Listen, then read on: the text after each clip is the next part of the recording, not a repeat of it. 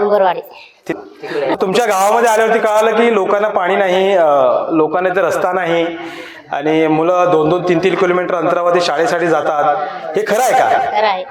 मग हे जर खरं आहे तर ह्या संदर्भामध्ये तुम्ही इकडचे जे तहसीलदार आहेत त्यांना तुम्ही पत्राद्वारे आंदोलनामार्फत ह्या गोष्टी कळवल्या?